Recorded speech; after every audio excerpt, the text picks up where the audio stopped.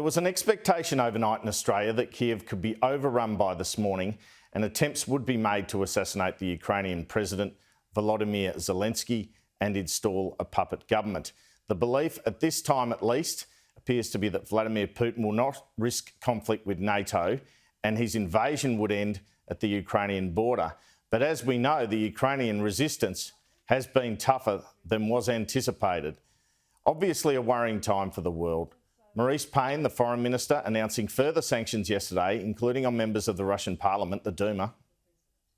Last night, Minister Birmingham, as Acting Foreign Minister, signed the necessary instruments to put financial sanctions on 8 Russian oligarchs who are close to President Putin and who deserve to bear the economic punishment and cost for Russia's destructive behaviour. And also sanctions on 339 members of the Russian Duma, who are the political facilitators of this action. We will today take steps to sanction key figures in the Belarusian government who are allied with Russia and who are abetting the invasion.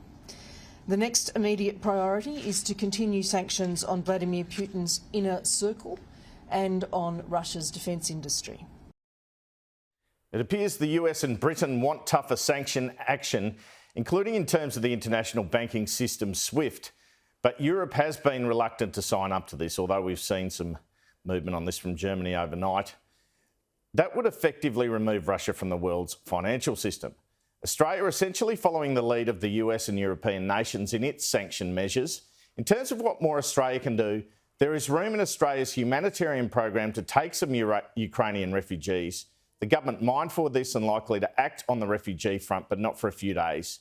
Prime Minister Scott Morrison keen this week to condemn China for not being critical of Russia. Overnight, it was uploaded, the report is in the South China Morning Post today, at a time when the world was seeking to put additional sanctions on Russia.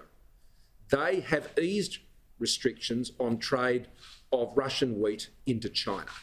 So at a time when Australia, together with the United Kingdom, together with the United States and Europe and Japan, are acting to cut off Russia, the Chinese government is following through on easing trade restrictions with Russia.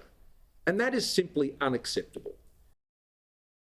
But China and India did abstain rather than vote against a UN motion yesterday calling on Putin to end the attack. Shortly, we will talk to Finance Minister Simon Birmingham, who was acting Foreign Minister this week while Maurice Payne was in Europe, signed off on many of the sanctions the Australian government has put in place. Prime Minister Scott Morrison, meanwhile, is expected to visit Queensland today to inspect damage from severe flooding up there, which has cost lives and property. 6 people have now died.